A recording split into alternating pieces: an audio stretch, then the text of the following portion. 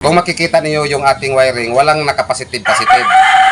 Lahat po ito ay naka-positive-negative. So what's up mga brad, may nagtanong po sa akin kung paano daw to i-series yung apat. Paalala po mga brad, ako po ay hindi expert. Ito ay eksperimento lang po namin. Itong speaker wire mga brad, ito po ay papunta sa ampli. Para hindi po kayo malilito sa pag-series, so una po niyong ikabit itong positive dito sa isang speak-on. At ito namang negative, punta po tayo dito sa isang speak-on. Lahat po ito ay nasa itaas. So ito po ang negative galing sa ampli. So ito po ang negative galing po dito sa isang speak-on. Para hindi po kayo malito, so ito po ang iuna ninyo, yung positive at negative. Dito na po kayo mag-positive negative, tulad yan, para hindi po kayo malilito. Itong speak-on na to, yung sa baba, ito po ang isunod natin.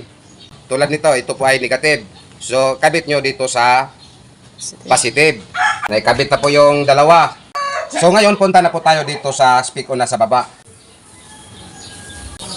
So ayan, positive negative din.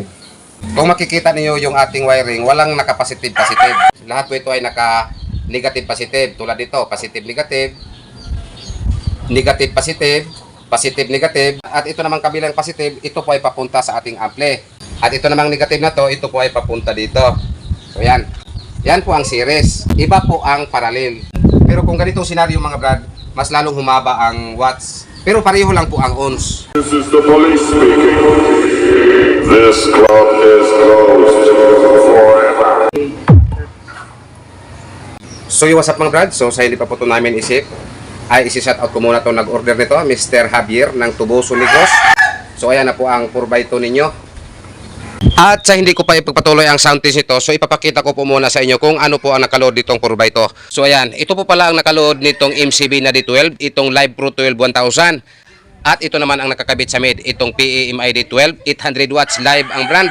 At ito naman ang nakakabit sa kaniyang high, itong BCE 600 na Broadway po ang brand. Dahil kulang po kami ng stick-on mill ngayon mga brad, ito lang po muna ang apat na box ang iuna namin sa pag-sound test. Itong dalawang mid-high bullet at itong dalawang MCB. Paalala po mga brad, lahat po ito ay D12. This is the police speaking. This club is closed forever.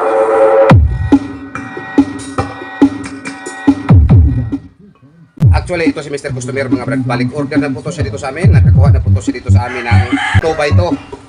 Dalawang MCB D12 at dalawang mid-high full range. So ngayon, nagdagdag na naman po siya nitong 4x2. At kasama din ito sa kanyang order, itong isang ampli cabinet na nakapreparasyon po sa tatlong power amp. J. Kramsky Centino Remix.